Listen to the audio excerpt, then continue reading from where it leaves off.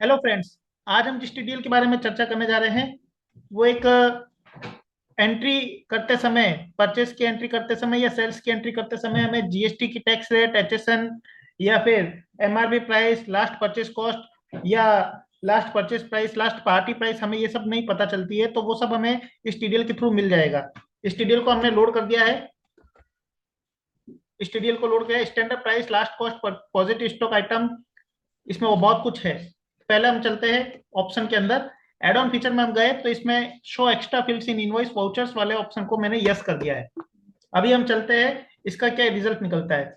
हम voucher type में जाएंगे। सबसे पहले हम वाउचर टाइप में जाते हैं, तो वाउचर टाइप के अंदर हमारे सामने सेल्स का वाउचर टाइप ओपन हो गया है। इसमें देखो set party for group for invoicing. Party की जो पार्टी लिस्ट जो हमारे सामने सेल्स इनवॉइस की एंट्री करते समय खुलती है, उसमें सारी डेप्टर, क्रेडिटर और भी बहुत सारी पार्टियों के नाम आते हैं। अगर हम चाहते हैं कि पर्टिकुलर ग्रुप के ही पार्टी सामने शो करे, तो हम यहाँ पे जो ग्रुप सेलेक्ट करेंगे उसी की पार्टी हमारे सामने शो करेगा। और दूसरा ऑप्शन है show only positive closing stock item. ऐसे स्टॉक आइटम जो पॉजिटिव है वही लिस्ट में आने चाहिए, तो इस ऑप्शन को यस कर लीजिए। तो यहाँ पे हमारे सामने सबसे पहले पॉजिटिव स्टॉक आइटम ही खुलेंगे। हम शो मोर पे करेंगे तो नेगेटिव आइटम भी खुल जाएंगे। तो इन दोनों ऑप्शन को मैंने यस कर लिया है। अभी हम जब परचेस की सेल्स की एंट्री करने जाएंगे,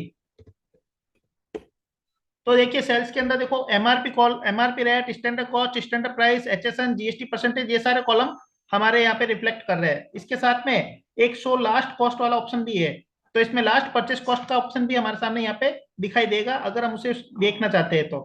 अब यहाँ पे हमारे सामने जो पार्टी का लेजर खुल रहा है, इसमें देखो केवल डेप्टर्स की ही पार्टी सामने शो कर रही है, बाकी कोई भी पार्टी शो नहीं कर रही है। तो ये इसीलिए आ रहा है क्योंकि हमने इसको यहाँ पे दिखाया है कि केवल डेप्टर्स की पार्टियां ही यहाँ पे शो करनी चाहिए। तो केवल डेप्टर्स की पार्टी करेगी। शो मोर करोगे तो यहाँ पे बाकी सारे लेजर्स भी आ जाएंगे।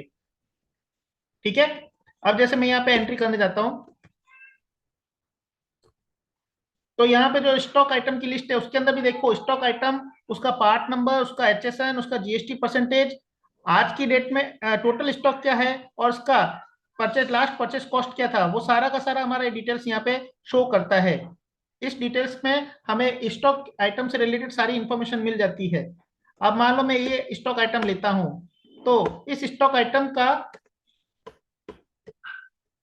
अगर मैं सेल्स की एंट्री करता हूं, तो देखो यहाँ पे ये भी बता रहा है इसका एमआरपी क्या था, स्टैंडर्ड कॉस्ट क्या था, स्टैंडर्ड प्राइस क्या था, एचएसएन क्या था, जीएसटी परसेंटेज क्या था।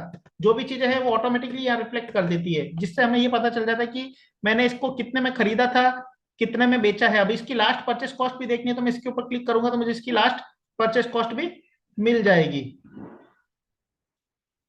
10% ये मैंने इसका डिस्काउंट डाला।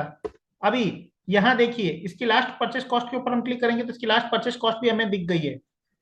तो ये सारी डिटेल्स हमें यहाँ पे एक ही क्लिक के अंदर मिल जाती है। अब ये एंट्री करने के बाद में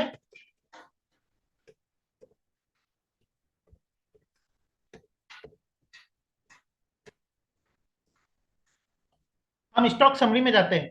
स्टॉक समरी के अंदर भी हमें एचएसएन और जीएसटी परसेंटेज हमें रिफ्लेक्ट करेगा। स्टॉक समरी के अंदर आते हैं तो स्टॉक समरी में भी हमें बता देगा एचएसएन क्या है, जीएसटी परसेंटेज क्या है। टोटल डिटेल्स के साथ में यहाँ पे रिफ्लेक्ट कर रहा है कि कितना कौन कौन से आइटम का क्या क्या एचएसएन है और क्या क्या जीएसटी परसेंटेज है। इसके साथ में हमने ये भी देखा था कि जो आइटम है वो पॉजिटिव स्टॉक आइटम ही आ रहे हैं। जैसे अभी मैं वापस आपको बताऊं, तो यहाँ पे जब आप आइटम देख रहे हो तो केवल पॉजिटिव स्टॉक आइटम ही आ रहे हैं, नेगेटिव स्टॉक आइटम कोई भी नहीं आ रहा है। अभी यहाँ पे अगर मैं शो मोर करूंगा तो मेरे यहाँ पे नेगेटिव स्टॉक आइटम भी आ जाएंगे या ब्लैंक स्टॉक आइटम भी आ जाएंगे। तो ये सारे ऑप्शन इसके अंदर दिए हुए हैं। इसके साथ में मान लो कोई आइटम है, उस आइटम को मैं सेलेक्ट करता हूँ और उसके अंदर मेरे को एमआरपी या स्टैंडर्ड प्राइस जो डाली हुई है वो हमें जब हम उस मास्टर में जाते हैं तो ऐसे पता नहीं चलती है। जैसे मान लो मैं यहाँ पे इसके अंदर इसकी कोई एमआरपी या स्टैंडर्ड प्राइस में डाल देता हूँ।